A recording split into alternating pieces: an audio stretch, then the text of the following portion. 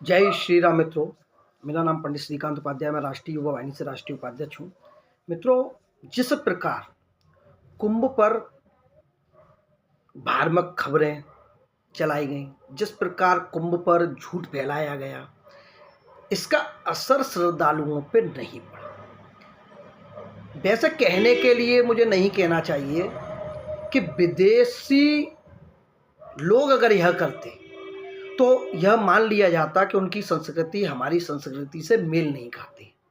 लेकिन यह करने वाले जो लोग थे वह हिंदू थे और वह सेकुलरिज्म में इतने भ्रमित हो चुके हैं, इतने ग्रसित हो चुके हैं कि उनको अपनी संस्कृति नहीं दिखती, और जिसको लेकर उन्होंने कुंभ मेला आयोजन पर सरकार को घेरने के लिए अपने खुद निजी द्वेष को चलते उन्होंने कई भ्रामक खबरें फैलाई। कई मीम वाले थे, कई भीम वाले थे, कई पार्टियां वाले थे।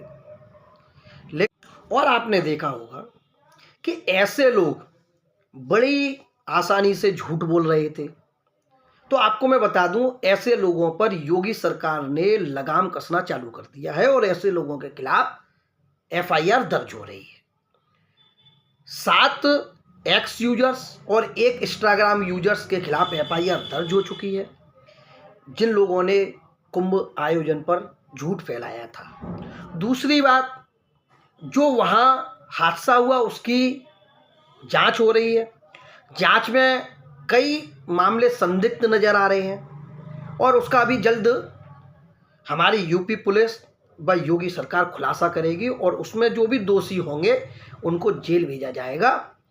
और सबसे बड़ी बात देखिए आप, इतना सब होने के बाद, इतना झूठ फैलाने के बाद, इतना भारत और विदेशों में भ्रम फैलाने के बावजूद भी आपको यह जानकर आश्चर्य होगा कि तीसरे अमृत स्नान में भी 8 करोड़ से अधिक श्रद्धालु प्रयागराज पहुंचे थे।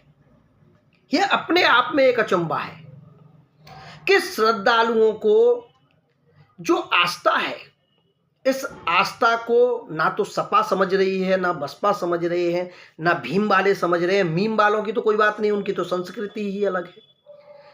और उस आस्था पे ये सभी लोग मिलकर जो ठेस पहुंचा रहे हैं, जो झूठ फैला रहे हैं, उसके बावजूद भी श्रद्धालु अपने आस्था से डगमगा नहीं रहा और वह वहां जा रहा है, क्योंकि उसे पूर्ण भरोसा है। उसे भरोसा है अपनी सरकार पर, उसे भरोसा है योगी जी पर, और उन सभी श्रद्धालुओं को योगी जी पर भरोसा है कि योगी जी वहां इन षड्यंत्रकारियों का षड्यंत्र चलने नहीं देंगे। इसलिए वो आराम से आकर स्नान कर रहे हैं और ऐसे लोगों को जवाब दे रहे हैं। मित्रों, सबसे बड़ा आपको आश्चर्य होगा कि आज भूटान के प्रधानमंत्री जी ने हमारे मुख्यमंत्री योगी आदित्यनाथ जी के संगम में डुबकी लगाई और पूजा अर्चना की। मतलब आस्था भी उनकी कितनी, हमारी जो आस्था है वो देश विदेशों तक फैल रही है। लोग अपनी बिना किसी तलवार, बिना किसी जान, बिना किसी खाने अनाज के लिए सनातन से नहीं आ रहे, जुड़ रहे नहीं आ रहे, वो श्रद्धा से आ रहे हैं। उन्हें पता है कि हम अगर यहाँ जाएंगे, हिंदू संस्कृति को पहचानेंगे, और हिंदू संस्कृति की जो आस्था है, जो पहचान है, वो सदियों सदियों पुरानी है। आपने देखा होगा अभी जितनी भी देश विदेशों में जो भी संस्कृतियां चल रही हैं, कोई 1000 साल पुरानी है, कोई 2000 साल पुरानी है, लेकिन कोई भी संस्कृति सनातन संस्कृति के बराबर तो छोड़िए, नजदीक भी नजर नहीं आती। जब से मानव की उत्पत्ति हुई उसके कुछ समय के बाद कुछ जागरूक लोगों ने सनातन को पहचाना, कुछ महापुरुष आए, कुछ अवतार हुए, और काफी करोड़ों वर्ष पुरानी हमारी सनातन की संस्कृति है।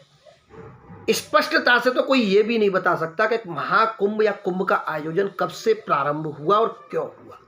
केवल जो सनातन वर्णन है कि अमृत जब कुंभ उसमें समुद्र में अमृत के लिए जब वो किया गया था, उसके बाद से स्टार्ट हुआ।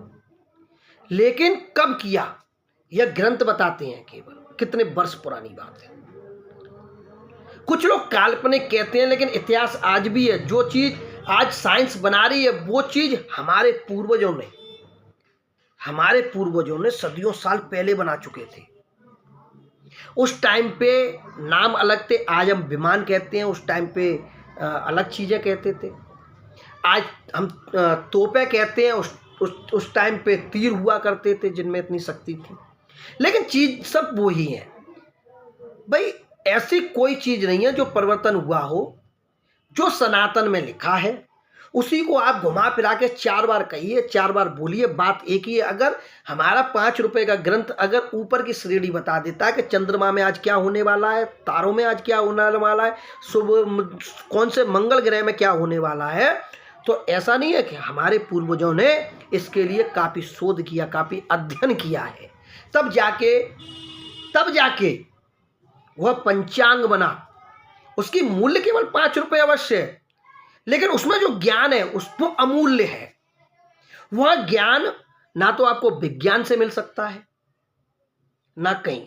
विज्ञान कल से आया हुआ है और विज्ञान भी आश्चर्यचकित है हमारे पंचांग से कि ऐसा कैसे पॉसिबल है कि यह आज बैठे बैठे और 100 साल पुरानी बात बता सकते हैं कि 100 साल बाद क्या होना है और क्या नहीं होना। तो यह संस्कृति केवल सनातन संस्कृति है। कई लोग आए, कई लोग गए। पूर्व में राक्षस थे, आज भी कई राक्षस हैं, तो राक्षसों का तो भंडार है।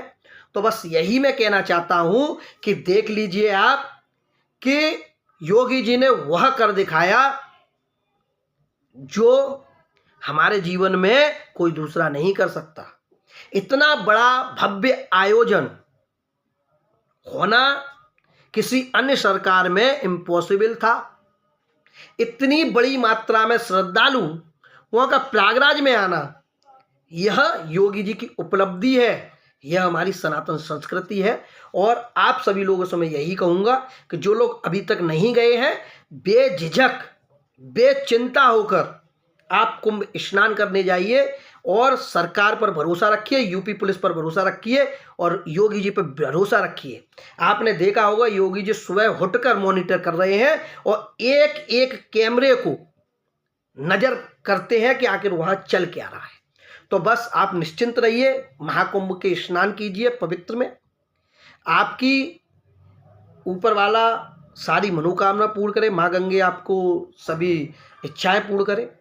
तो सभी मित्रों से आग्रह है, वीडियो को शेयर कीजिए। जिन लोगों ने मेरे अकाउंट से अभी तक जुड़े नहीं हैं वो जुड़ जाइए। आगे भी आपके अगर कोई मुद्दे हैं जो आप लोग नहीं उठा सकते हैं तो आप अवश्य हमें कमेंट में बताइए, उनकी लिंकें हमें दीजिए। कोई भी चीज़ है, डॉक्यूमेंट है, कागज़ है, उसके आधार पर हम वीडियो बनाएंगे, आपके मुद्दे भी हम उठाएंगे। धन्यवाद। जय श्री राम।